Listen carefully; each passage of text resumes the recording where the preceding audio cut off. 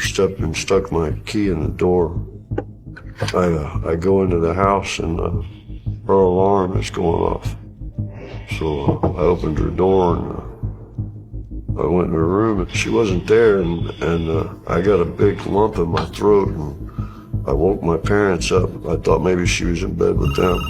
Emergency? Yes, we got a child missing. How old's the child? 9. She's 9 years old? Yeah. While the police were on their way to the Lunsford home, Mark was already doing everything he could to find his daughter. She was found in a hole barely 2.5 feet deep, covered with dirt, covered with leaves, like something that needed to be hidden. Inside the hole, 2 black garbage bags, knotted shut. Inside those bags, a 9-year-old girl. She was still holding her stuffed purple dolphin. The medical examiner who examined her body made a discovery that nobody in that room was prepared for. 2 of her fingers had been pushed through the plastic of the bag, from the inside. She was alive when he put her in that hole, and according to the coroner, it took between 3 and 5 minutes for her to stop breathing. Her name was Jessica Lunsford. She was 9 years old, and she didn't have to die, because the police had already been to that house, while she was still in it. This is what happened. Before we go any further, if you're new here, this is the kind of story we tell. The cases are so brutal, so devastating, that looking away would be the easiest thing in the world, but we don't look away. We go all the way in. If that's what you're here for, hit subscribe right now, turn on notifications, and stay with me, because this story gets significantly worse before it makes any kind of sense. Jessica Marie Lunsford was born on October 6, 1995, in Gastonia, North Carolina. By the winter of 2005, she was 9 years old, a third grader at Homosassa Elementary School in a quiet, unremarkable town about 75 miles north of Tampa, Florida. She was the kind of kid who could light up a room without trying. She loved karaoke. She had a list of favorite songs: Pink, Shania Twain. She loved singing along with her father, Mark, who drove trucks for a living, and who, by every account, was completely devoted to his daughter. She had a stuffed purple dolphin. She carried it with her almost everywhere. Mark Lunsford lived in a double-wide trailer on South Sonata Avenue with his parents, Ruth and Archie Lunsford. Jessica lived there too. It was a quiet house, a family house, the kind of place where nothing bad was supposed to happen. On the night of February 23, 2005, Ruth Lunsford kissed her granddaughter goodnight. Jessica said her prayers. She climbed into bed wearing her pink pajamas. She described it later as their ritual, the same as every other night, unchanged, comfortable, safe. It was the last time Ruth would see her granddaughter alive. Mark Lunsford spent that night at his girlfriend's house. He returned the following morning, February 24th, planning to get ready for work. When he walked through the front door, it was unlocked. He didn't think much of it. He went inside. From somewhere down the hall, he could hear Jessica's alarm clock going off. He walked to her room to turn it off. He pushed open the door. The bed was empty. Her window was undisturbed. Nothing in the room had been thrown around. There was no sign of a struggle. She hadn't packed anything. No note, no message, no indication of anything at all. She was just gone. Mark Lunsford did not hesitate. He called 911 immediately. He told the dispatcher his daughter had been taken. He was certain of it. Jessica would never run away. This was not that. This was something else. Within hours, Citrus County Sheriff's deputies had launched a full-scale search. Local news picked it up first, then state, then national. A 9-year-old girl abducted from her bedroom in the middle of the night in a small Florida town. It was the kind of story that made people stop what they were doing and hold their children a little tighter. Investigators began canvassing the neighborhood, knocking on doors, running names, building a picture of everyone who lived within reach of the Lunsford home. And early in the investigation, they pulled a number that stopped them cold. There were 208 registered sex offenders living in Citrus County, 50 of them within a short radius of Jessica's home.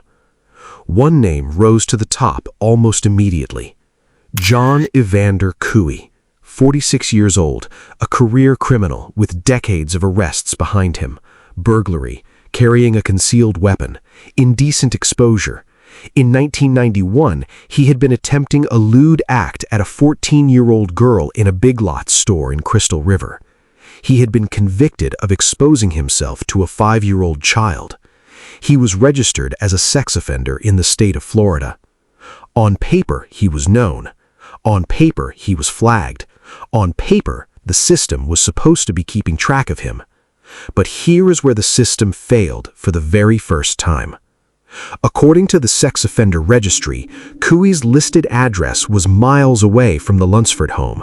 He had quietly moved without notifying any authority, a direct violation of Florida state law, and had relocated to his half-sister Dorothy Dixon's trailer on West Snowbird Court. West Snowbird Court, 65 yards from Jessica's Lunsford bedroom.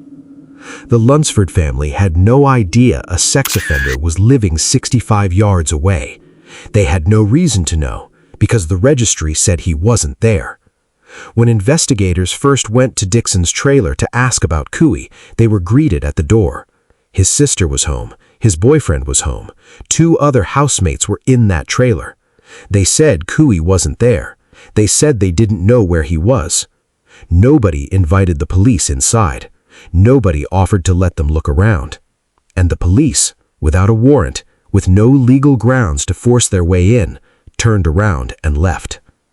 Jessica Lunsford was inside that trailer when they knocked on the door. Here's what John Cooey later told the investigators. He had not gone to the Lunsford home that night with a plan. His intention, as he described it, was burglary. He wanted to rob the house. He walked across the street in the dark. He tried the front door of the Lunsford trailer. It was unlocked. He went inside. He moved through the dark house quietly. He found Jessica's bedroom. He found her asleep. He leaned over a sleeping 9-year-old girl, and he said to her, "Don't yell or nothing." And then he told her to follow him. A 9-year-old child, ripped from sleep in the middle of the night by a stranger standing over her bed, did what any child in that moment of complete terror might do. She didn't scream. She didn't run. She was confused, and she was afraid. And she did what she was told. She followed him, out of her house, across the street, 65 yards, into his sister's trailer, into his bedroom. What followed across the next 3 days is among the most disturbing sequences of events in the modern history of true crime. That first night, Cooey sexually assaulted her. The next morning, he assaulted her again. Then he ordered her into the closet of his bedroom. He told her to get inside and stay there and not make a sound. He then left, went to work at Billy's truck lot, as though it were a completely ordinary morning. Jessica stayed in that closet. She did not scream. She did not try to break out. She stayed exactly where she was told to stay. Whether it was shock or fear, or the desperate survival instinct of a child trying to make sense of the incomprehensible, she stayed. For 3 days, this was her world. A bedroom closet, darkness, the sound of a household going on around her. His sister's family, 4 adults moving through the same small mobile home, cooking, watching television, sleeping, living. Cooey would later claim his housemates had no idea what was happening, but this was a small trailer, a single bedroom, and somewhere behind that closet door was a missing 9-year-old girl whose face was on every television in Florida. And the adults in that house said nothing. During those 3 days, while Jessica was alive in that closet, police came back to the trailer. They knocked on the door again. They spoke to members of the household again. They were turned away again. They left again. On approximately February 27th, 3 days after he had taken her, John Cowie made a decision. He was afraid of getting caught. The investigation was intensifying. He couldn't keep her there indefinitely. He went to Jessica. He told her he was going to take her home. He lied. He told her to climb into a garbage bag. She complied. He placed a second garbage bag over her from above, pulling it down over her head and knotting it below her body. Her wrists were bound. Duct tape was placed over her mouth and nose. He carried her outside into the dark, to the backyard of his sister's trailer. He had dug a hole, 2.5 feet deep, 2 feet wide. He placed her inside it. He covered her with dirt. He covered the dirt with leaves, and he went back inside. The medical examiner who later examined her body would present findings at trial that reduced courtroom observers to silence. Jessica had been placed into the first garbage bag feet first. The second bag had been pulled down over her head. Both bags were securely knotted. 2 of her fingers had pushed through the plastic. The coroner determined this was consistent with a conscious person attempting to claw their way out. She had been alive when the dirt went in. She was fighting, in the dark, underground, alone. The official cause of death was suffocation. The coroner estimated she was dead within 3 to 5 minutes. She was 9 years old. She still had her stuffed purple dolphin in her hands when they found her. While Jessica lay in that backyard, the world above the ground was moving. The investigation had not stalled. It had simply not found its target yet. Cowie had become the prime suspect early on, but he was gone. He had left Florida entirely, drifting north, eventually surfacing in Augusta, Georgia. On March 17th and 18th, 2005, investigators caught up with him. They brought him in for questioning. And John Cowie confessed. He told them everything, in detail. He described exactly what he had done to Jessica. He described where he had kept her. He told them where her body was. And here is where the justice system failed for the second time. Before that interrogation began, before a single question was asked, John Cowie had asked for a lawyer. He asked us of that constitutional failure, because his Sixth Amendment right to counsel was denied at the moment he requested it. His entire confession was ruled inadmissible in court. Everything he said, every detail, the location of her body, the description of what he had done, all of it legally thrown out, unable to be used against him. Back in Homosassa, investigators had obtained a search warrant for Dorothy Dixon's trailer. They moved through the property carefully. In Cowie's bedroom, inside the closet, they found a mattress that had been hidden away. DNA analysis confirmed what investigators feared. Jessica's blood was on that mattress. Cowie's DNA was there too. Her fingerprints were found on a glass tabletop in the trailer, on cardboard inside the closet, on a pizza box. She had been there. Every surface told the story. Armed with Cowie's directions from his confession, even though that confession could not be used in court, investigators went to the backyard of the trailer on West Snowbird Court on March 19, 2005. They dug. The hole was 2.5 feet deep. Inside it, 2 black garbage bags, knotted shut. Inside those bags, Jessica Lunsford. She had been dead for approximately 3 weeks. She was still holding her purple dolphin. The search for Jessica was over, and the search for justice was about to begin. John Evander Cowie was charged with first-degree murder, kidnapping, sexual battery on a child, and burglary. He pleaded not guilty. Without his confession, thrown out on constitutional grounds, the prosecution built its entire case on physical evidence, and there was plenty of it. Jessica's blood on the mattress in Cooey's bedroom, his DNA on that same mattress, her fingerprints on surfaces throughout the trailer, the closet, the glass tabletop, the pizza box, the 2 garbage bags, the hole in the backyard, the purple dolphin recovered with her body. The prosecution called DNA experts, forensic specialists, medical examiners. One by one, they laid out a case that told the story of what happened in that trailer and that backyard with a precision that no defense attorney could dismantle. Jury selection began in early 2007. The trial was moved from Citrus County to Miami to ensure an impartial jury. On March 7, 2007, 2 years and 11 days after Jessica Lunsford was reported missing, the jury returned its verdict after just 4 hours of deliberation. Guilty. Guilty on all counts.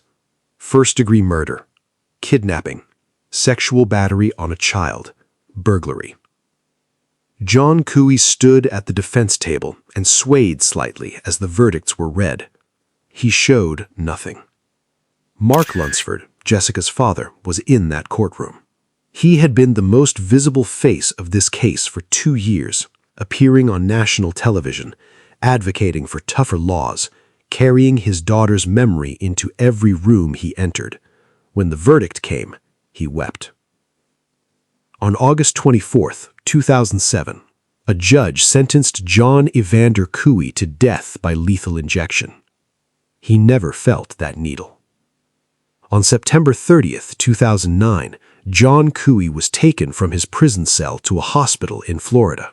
He had been diagnosed with anal cancer. He died in that hospital of natural causes.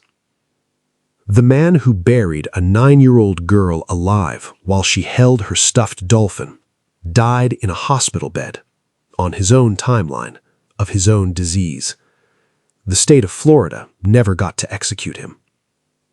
Mark Lunsford has spoken about that publicly, about what it meant to have waited for justice and then have it stolen by a cancer diagnosis, about what it felt like to know that Cooey had, in some sense, escaped. There are no good words for that. In the months and years following Jessica Lunsford's murder, her father, Mark, became a relentless advocate for reform. He testified before state legislatures. He sat across from governors. He pushed until the walls moved. The result was a law that bears her daughter's name, Jessica's Law. Established mandatory minimum sentences of 25 years to life for adults convicted of lewd or lascivious acts against children under 12. It was signed into law in Florida in 2005.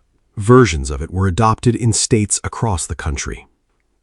Children who will never know her name are safer because of what happened to her. That is the most devastating kind of legacy there is. There are details in this case that investigators, journalists, and legal scholars have never been able to fully set down. The fact that John Cooey was living 65 yards from Jessica's bedroom, registered at a completely different address, and not a single authority knew. The fact that police knocked on that trailer door while she was alive inside it. The fact that 4 adults shared that small mobile home for 3 days while a kidnapped child was hidden in a bedroom closet, and every one of them later claimed they had no idea. The fact that Cooey told her he was taking her home, and she believed him. She believed him because she was 9 years old, because that is what 9-year-olds do. They trust adults, even the ones who have already hurt them, because they are still trying to find a way to survive. She climbed into a garbage bag. She held her dolphin, and she waited to go home. Jessica Marie Lunsford was born on October 6, 1995. She died on approximately February 27, 2005. She was 9 years old, 3 months, and 21 days old. She had not done a single thing wrong. She had said her prayers, kissed her grandmother goodnight, and gone to sleep in her own bedroom in her own house. And none of it protected her. Her purple stuffed dolphin was buried with her. Jessica Lunsford deserved to grow up. She deserved to keep singing karaoke with her dad. She deserved to find out what kind of person she was going to become. Every single one of those things was taken from her in the early hours of February 24, 2005, by a man the system had already identified, had already flagged, and had still somehow lost track of. That is the part that cannot be forgotten. If this case moved you, and it should, share this video. Say her name to someone who has never heard it. That is the smallest, most human thing we can do for her now. And if you are not yet subscribed, do it right now. Every week we go into cases like this one. The ones that are almost too painful to sit with, but absolutely cannot be ignored. The ones that deserve to be told all the way to the end. We'll see you in the next investigation.